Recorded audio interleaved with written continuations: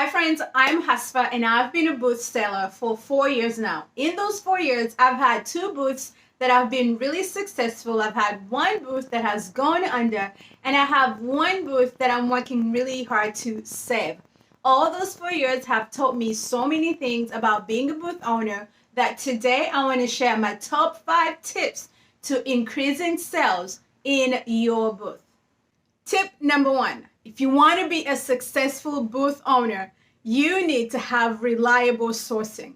You don't want to wait until a piece in your booth has sold and now you have to scramble to find the next piece. You need to find a way to find reliable sources that you can source your items. For me, furniture is still my number one seller, so I source my furniture several ways. I am a regular at my local thrift store. They know me. When they see pieces come in that they think I would like, I usually get a phone call. And if it's something I want, I can get in my truck and hop on over and make that purchase. Also, when pieces sit in my booth and they don't sell, instead of trying to figure out what to do with them, I take them out and I donate them back to my local thrift store. The reason I do this is because, number one, I really like their cause. All the proceeds from my local thrift store go to benefit the local women's shelter. So I feel good contributing to that cause, but also this helps keep me on their radar. So that way they look out for me when they see things they think I like. I get that special phone call or that picture, and I'm able to go in and grab those pieces, which then secures me reliable sourcing for my furniture pieces. Another way that I secure sourcing for my business is I participate in online auctions. I don't always win big, but most of the time I'm able to find something that is reasonably priced within my price range. And the other thing is that whenever you win on my online auction apps, you get to then go pick up your items, and that provides you an opportunity to participate in the picker sale. Now, the picker sales are usually priced way low because they are trying to get rid of these things. So even if I only bid for one small item and I win that small item, this now grants me access to the picker sale. And so many times I've been able to source very reasonably for my business from the picker sale.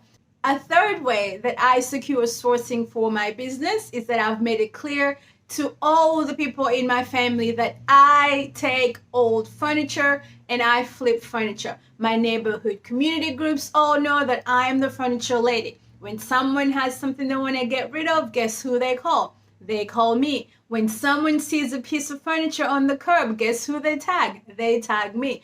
Anyone who knows me knows that I am the person that will take that unwanted piece of furniture. So do all that you can to let your community know that you are that person. So 3 ways I source is through my local thrift store, online auction, and of course through family and friends, word of mouth, and curbside finds.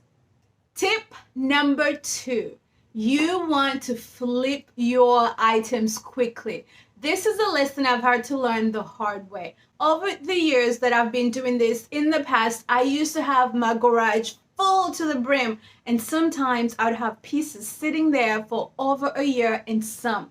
And as I'm growing in this business, I'm learning the importance of not taking up real estate, even if it's in your workshop.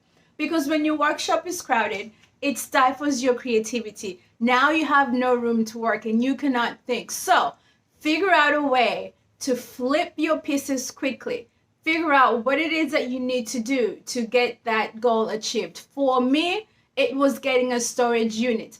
Now, don't get me wrong, I'm not saying go out and get a storage unit because that is an additional expense. However, for me, at this point in my business, it became a necessary business expense because I could no longer work in my garage. I'm always having to move things out of my garage to the driveway and then move them back. And remember, every second counts. Time is money. So to avoid that, I got a storage unit. All the furniture that I'm not working on goes to storage. All furniture that is finished and is waiting to go into the booth goes to storage. So now my workshop is free and clear for me to work. My spray tent is now a permanent structure. When I have a piece that needs to be painted, I just roll it into the tent and we get to work. And that has improved my productivity. I tell you, I'm flipping pieces within 24 hours. So figure out what you need to do to flip those pieces very, very quickly. Tip number 3, clean thoroughly. I know this sounds like common sense, but let me tell you, sometimes we overlook the small, simple details. And remember, with life, everything lies in the details. With your business, everything lies in the details. So this is really simple. Don't overcomplicate it. For me, it was simple as now taking my things, if it's dishes, I take them into my house and I use my kitchen sink to wash them. Before, I used to do it in my workshop, and I would take a rag and some Windex or some kind of spray, and I would spray them down and wipe them out. Then I realized, you know what, I could do this much, much easier if I just take them into the house. So now when I have things that need to be cleaned, I take them to my kitchen. I use my kitchen sink, soap and water and rag, and things get cleaned thoroughly. And guess what? Clean items present better, and you can charge more for clean items. No one wants to buy dirty items. You will not get asking price if your items are not clean and well presentable. So be sure to clean thoroughly. Tip number 4, reset often. So get this, in the 4 years that I've been a booth owner, the 2 booths that have done really well are the booths that I spend the most time in. You guys have seen over this journey, when I do my booth reset videos, it's usually the same booth. Lately, it's been Roots and Relics. And about a year ago, it was my booth at Red Crane's Attic. So those 2 booths have always done really well because I'm constantly in there and I'm flipping things and I'm moving things around. I'm bringing in new things. I'm taking things out. Get in there, you guys. Get in your booth. There's always going to be something that needs to be done, whether it's dusting, whether it's rearranging or organizing. Just really get in there as much as you can. For me now, I'm only able to get in there about once a week. On a good week, I can do twice a week. But if you can do once a week, really make sure that you are resetting your booth often, and you will see a boost in your booth sales. Tip number 5. Now, I do have to give credit to my business mentor slash friend slash auntie and all those things in one. Melissa Marrow has been one of those people that I've been able to go to for about the last 3 years now, and I'm able to pick her brain and she's able to share the insight. You guys know her. She's over at Vintage Bee Design. I will tag her channel in the description below. Go check her out if you are not familiar. She has been really successful in the industry. And as we all know, if you want to go somewhere, see the people who are doing it successfully and figure out what they're doing. So one of the things that she told me in our very recent phone call was that I need to monitor turn time. I'm going to put that on the screen because it's really important. Turn time. Now, I had not heard this term before until very recently. I feel so naive because I should have known. But so essentially, turn time is how long an item takes to move in your booth. If you have pieces that are sitting a long time, they are taking up real estate, your money is being tied up in that inventory, and you're not being as profitable.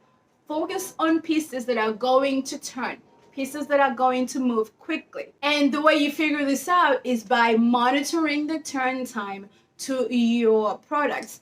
Now, by doing this, I learned something about my business that I had missed. I sell DIY paint. Well, in my area, DIY paint is not moving. So the turn time on DIY paint has been really bad in my booth. And because of this, I'm not profiting, but I'm also taking up a lot of space to carry this product. Meanwhile, I'm selling 2 to 3 pieces of furniture a week. I'm taking pieces in, they're selling in within 48 hours. I'm taking pieces in that I think, oh, this is big, this is a commitment, and they're selling it within a week. So those pieces are having a much, much less turn time, and therefore I'm able to flip them, make my money, reinvest my money, bring in new pieces flip them, make money, reinvest money, while I have this one product that's sitting here taking up real estate and it's tying my money up. So monitor the turn time of your products and see if you can work and focus your efforts more on the products that are turning quickly. So because of this, I am sad to announce that I will no longer be a DIY paint retailer. While I do love the product and I plan on keeping my entire inventory for personal use because it's that good, unfortunately, it's just not the best thing for my business right now. I was feeling really dejected about this, but one thing that that was brought to my attention is that sometimes things just don't work out for your business, and it doesn't mean that you were wrong for making that business decision. It might have been a good decision at the time, but as time passes, it may no longer be a good business decision. And so for me, I've gotten to that realization that as much as I love the product, perhaps I'm better off being a consumer of the product and not necessarily a retailer. So for that reason, I'm going to be letting go of my DIY paint contract. And I'm really sad because I love the product. I love my DIY paint family.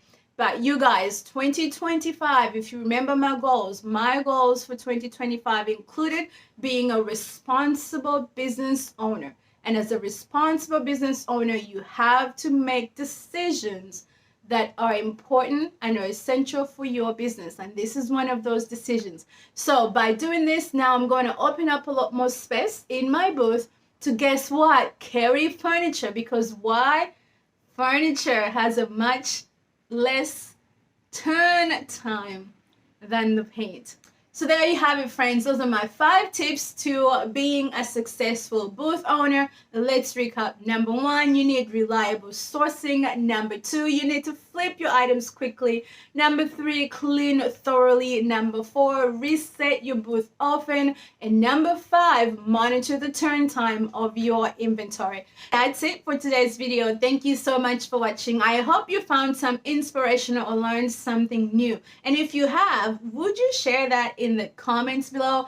I'm curious to see what else did you learn that you didn't know before this video, because that will help me to know that I'm on the right track, and that will help me generate content for future videos. Also, don't forget to like and share and help other creators find my content. I will see you next time. Bye.